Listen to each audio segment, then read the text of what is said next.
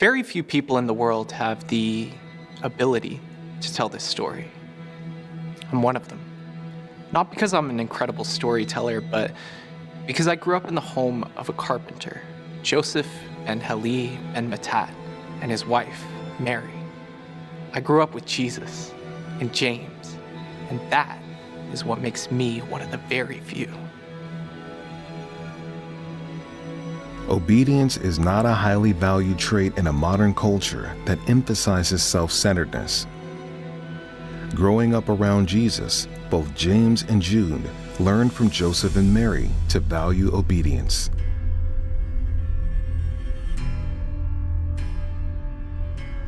My name is Jude, a shortening of the common name Judas.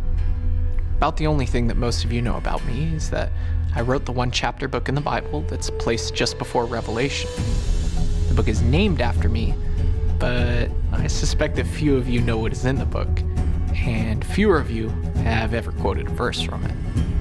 It only takes a few minutes to read, and you'll find some very interesting information in it that's found nowhere else in the Bible. You may see some similarities to 2 Peter, and you may notice that I use some of the apocryphal writings as sources. Jesus was quite a bit older than me. As one of the younger ones, I was expected to learn as much from anyone older than me than I did from my father. Naturally, I hung on every word that Jesus said. But often he wasn't around, and that meant I spent a lot of time with James. Kids. We all know how they can be. Have you ever wondered whether Jesus was ever disciplined? It's kind of a funny thing to consider. So I won't tell you for sure, but I will tell you that one of the reasons that God picked Joseph to raise Jesus was because he was the type of father who would be willing to correct Jesus if he needed it. Joseph certainly believed in the proverb, "Whoever refuses to discipline his son hates his son, but he that loves his son will discipline him diligently." So I won't tell you any details, but I will tell you that timeouts had not yet been invented. My brother James was the quiet, authoritative sort. He didn't waste words, and I was expected to obey him just like I would have my father. So we were poor, but he had a heart for those in our village who were worse off than we were. I mean, he loved to go with the adults as they took food to the poor of our village. And then as an adult, he'd often fix their houses and not charge anything. Life in our little mountain town of Nazareth was calm and peaceful. We could look to the south and watch caravans traipse down a spur of the important Via Maris trade route. We could look to the southwest toward Mount Carmel and over the Jezreel Valley. We knew that we could start walking east and be at the Sea of Galilee before a day went by.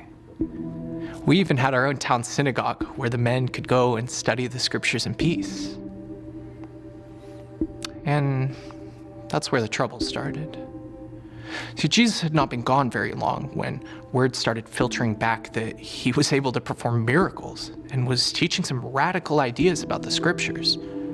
We were just anxious for him to come back and show us a hometown boy that went away and did well. One Sabbath, he showed up in our synagogue as if he had never been away. As was the custom, when it came time to read the scripture, it was offered to him as a guest. I had to smile at the irony when he read from Isaiah. "The Spirit of the Lord is upon me, because he has anointed me to preach good news to the poor. He has sent me to heal the brokenhearted." Good news to the poor. I mean, when he read that, my heart just swelled, thinking of what a great job Joseph and Mary had done teaching him that. It was a part of him. And you know the rest of that story, as well as the rest of the story of his life, so I won't go into that now, but I think you're starting to get the idea of how Jesus' obedient nature and heart for the disadvantaged was formed. It was in our house by Joseph and Mary. Train up a child in the way he should go, and when he is old, he will not depart from it. See, when Jesus looked at a poor person, he was looking at his parents. When Jesus looked at a widow, he was looking at his mother. And when Jesus looked at an orphan, he was looking at one of our neighbor's children. Literally, when you help one of these types of people, you are helping Jesus. If you think about it, you have very few facts about Joseph and Mary. Even if you know the Bible perfectly, right? You can't know how old Joseph was when he died, or if he had brothers or sisters. You can't know if they ever lost their temper or were always perfectly calm. You can know that they were poor, at least when they were first married. And you know this because of the type of sacrifice that they gave for Jesus, their firstborn. But the most important thing that you can know about Joseph and Mary is that they were obedient to God.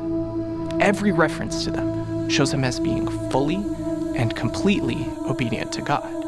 And you can be sure that Jesus was taught to be completely obedient as well. You know that about Jesus because his whole life was one of obedience.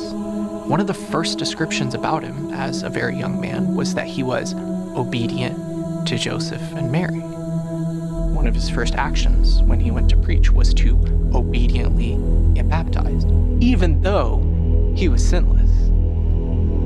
At the end of his life, Jesus summed up his entire reason for being on this earth as, "I have brought you glory on earth by finishing the work that you gave me to do."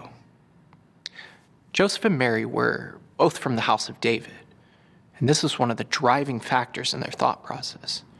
Jesus knew all of the ancestors on both sides of the family.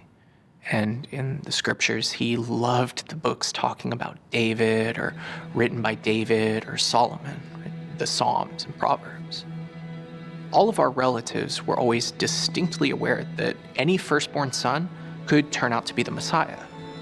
Not likely, but possible. I mean, you might have noticed in the New Testament that there was never any doubt that Jesus was of the house of David.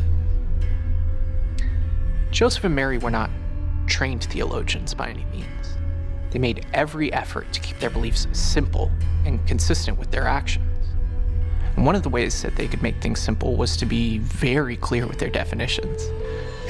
Mary would always simply say things like, "Always do what you're supposed to do." I mean, how simple. Obedience is always doing what you're supposed to do. And their personal examples showed the decision rules for obedience. First, the commands are inviolate. You cannot break the commands of God. Second, there are godly guidelines to get you through your life. Right? Proverbs are an example of those. Third, no matter what else you do, learn to know the Spirit and to follow Him. Wisdom is when you know how to do these types of things, and you do them. Folly is when you don't. James was highly influenced by his childhood, but he was also equally influenced by being a long-term leader of the Jerusalem church. There is nothing like watching a friend or relative starve or be tortured to death to shape your stance on theological issues. I mean, just ask my brother James. Now that you know a little bit more about him, you could probably understand why he thought the way he did. He knew that obedience was the bedrock for living a life of faith. I've selected some passages for you from his little book that illustrate the things that I've talked about. Perhaps you'll see them in a little bit of a different light than you might have before. Don't deceive yourselves, but be doers of the word, and not hearers only. For if anyone is a hearer of the word, and not a doer, he is like a man looking at his natural face in the mirror, for he beholds himself, and then he goes his way, forgetting what kind of man he was. But whoever looks into the perfect law of liberty, not a forgetful hearer, but a doer of the work, this man shall be blessed in his deeds. If you fulfill the royal law according to the scripture, you shall love your neighbor as yourself, you do well. But above all things, my brothers, don't swear, not by heaven, not by the earth, nor by any other oath, but let your yes be yes, and your no, no, or risk falling into condemnation. I mean, that is such great writing, isn't it? You can tell that he knows the Psalms and Proverbs by heart. I am so proud of my brother. And I'm so honored to have been born into the family of a simple carpenter, one of the few, and that I have the chance to share my story and tell others about the good news. I feel chosen. And you know what? You're chosen too.